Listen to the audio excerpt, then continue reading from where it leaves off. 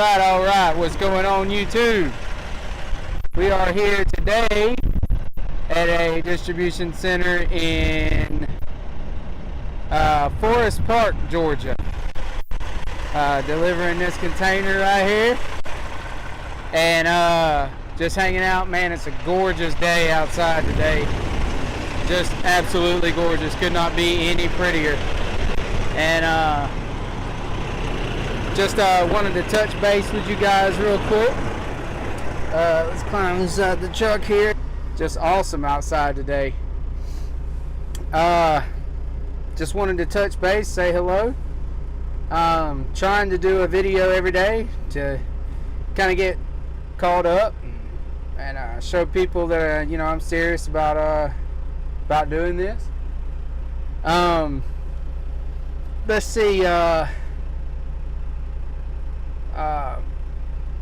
Kind of taking a break from the Lone Mountain process a little bit. I will cover more on that, paperwork and stuff like that, but I feel like so many people have done that. But another thing that I was looking at when I was trying to get into this was container hauling, and what kind of money could be made container hauling, and really how awesome it's been for me, a guy that's got a family and really hadn't wanted to be over the road. Just kind of wanted to stick around my area. Man, it's been great. And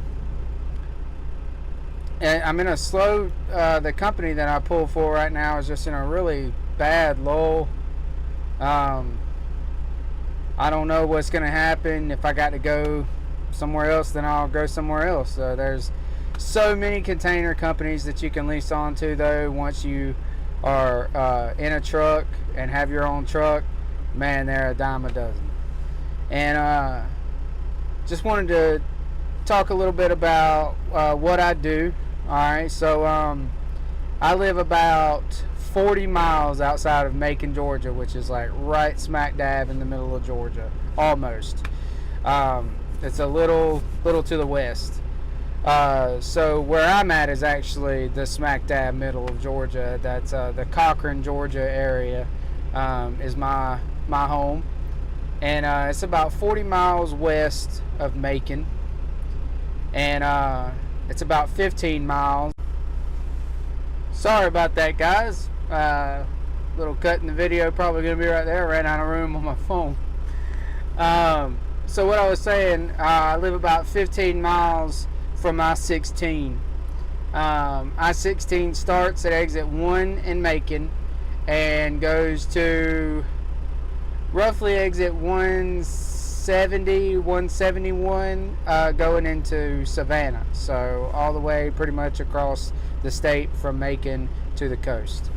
So it goes up from Macon, which is west, and up in numbers going to the east. I'm about 15 miles from exit 39, or if I want to go the other way and stop at Love's truck stop on my way out in the morning, I'll get on at exit 49 and go to exit roughly 160 is where my terminal is located.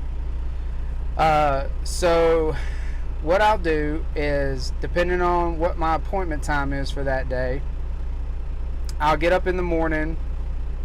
Times may vary, and I will leave out with an empty container normally from the day before, and I will drive from exit 149 usually, because I usually get fuel, to exit 160, and I will go to my yard where my company is located. I'll drop my empty trailer, I'll pick up my load for that day, and then I'll drive the roughly, depending on where I'm going in Atlanta, 3 hours to, if it's North Atlanta, sometimes 5 hours. I'll do that trip. I will get unloaded and then I will close my container doors after I'm unloaded, and I will go straight to the house for the day. Another way that I may do it is I may wake up with a full load, because something might happen. I might not have a run the day before, and I'll go get my load the day before. I'll wake up with a full load, drive straight to Atlanta from my house, which is roughly anywhere from 2.5 to 3.5 hours, and make my delivery, leave my delivery, drive to Atlanta, and get my load for the next day. So depending on week to week, I may flip-flop and kind of do it either way. It's all kind of the same. So if I leave out at 2 in the morning, normally I will get home around 3:30ish in the afternoon, maybe 3. Sometimes if it goes really good, 2:30. If I leave out at 5 or so in the morning, normally I'm going to get home about 5:30. So you're looking at pretty much a full 12 hours, the way that the distance between everywhere for me, and then the time you have to calculate in getting unloaded, traffic, all that kind of stuff. You're looking at between 10-hour shift and a 12-hour shift. But it's pretty much all riding, you know. I mean, it's pretty cool. You run up I-16 to I-75, and then, you know, of course, for those of you who don't know, to go through Atlanta, you have to take 285 around Atlanta, because they don't allow tractor trailers to run 75 through Atlanta. So if you're going north Atlanta, you do have to take 285 around, but you get used to that. But you may not be in the same area as me. You may not be running the same ports. There's ports in Charleston. There's ports over in California. There's ports in Alabama. The way my company is set up, one thing that really saves me, and I believe really helps me like this job, is the fact that I don't ever have to go into the port. All of our loads are pulled from the port already. They have, the company that I haul for has local drivers that do nothing all day but go from the port to the yard pulling loads back. And that's actually some good money too. That could pay like $90 round trip, and they can do sometimes 10 a day. So, you know, that's up around $1,000 a day. Yeah. So I don't have to fight with the port traffic and all that kind of stuff. Now I have another friend that works for another company. He hauls to a certain place every day. He actually drives into the port. They take off his full container. They put on an empty. And then he takes his empty back to that place, grabs a load, and then goes home. And then goes from his house to the port, drops his load, gets an empty. He does that kind of circle. But he never leaves I-16 either. So, you know, his trips are like, you know, maybe 6 hours round trip, everything all together. So I might could deal with the port if that were the case. He only works like maybe 8 hours a day, and he doesn't make quite the same, you know, money that I do. But hey, I've considered doing it. But there's so much diversity with port work. So many ways to do things and so many ways to make money. The difference is you're making smaller amounts at a time. So where someone running for like Landstar or some company like that, they do a 2 or 3 day long haul load that pays $3-4 grand. Then they got to take their fuel out and all that kind of stuff, and they may have, you know what, $1,200-$1,500 left over. My loads that I do daily, you know, pay, you know, around $600. You know, the average. It can vary up to $900, and it can vary down to $500. But most of them are right there in the middle, between $600 and $700. Then I spend maybe $200 worth a day on fuel, so I'm making, you know, $400, $500, $600 a day, just depending on the load that I actually get to take. So that works for me. if I'm running all 5 days. Lately, it's been slow. I've had some 4-day work weeks. I haven't worked a 5-day work week in well over a month, maybe 2 months, and it hadn't been real great, to be honest. But there's companies out there that have the freight. There's company out there where you'll pull every day. Sometimes they'll want you to run on Saturday if you can, and that's up to you. You're an owner operator. My loads, when things are good and we have the loads, when she calls, when I have one dispatcher, when she calls, I will have about 5 things to choose from, ranging from normally South Atlanta, sometimes West Georgia, on up to North Georgia.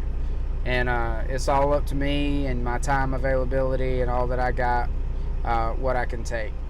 On Mondays, I'll try to take a long load somewhere up to North Georgia, because I'll go get my load on Sunday and leave out with it Monday, and I can do a really far load, just take it up to North Georgia and then come on home, and that's like $900 in the bag right there, for that. And that'll only be like an 8-hour work day, because I won't have to go back to Savannah.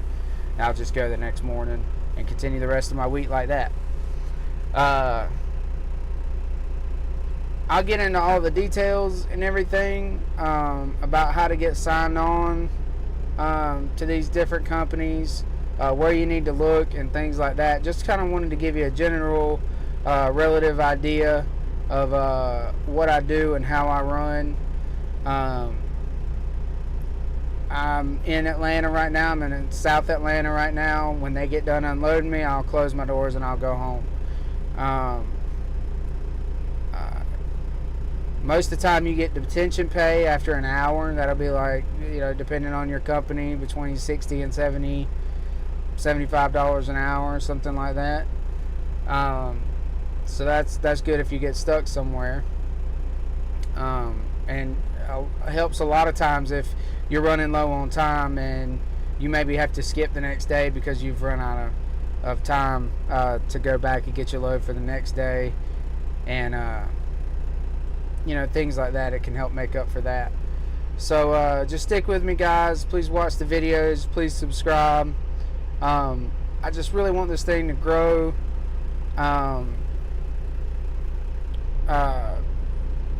Just information sharing. Really want it to be something great. I'm really trying to get figured out how to get my videos to show up on searches. They're really not right now. I could type in Lone Mountain Truck Review and it doesn't come up. I have to type it in exactly like it's done in my title to get my video to show up, and I'm really not sure why. I mean, it's not even really far down on the list. It doesn't come up at all. So if anybody happens to watch this and they know how to figure that out, or what I got to do to get it to show up, please let me know. I'd greatly appreciate it. So take it easy, guys, and we'll talk to you next time.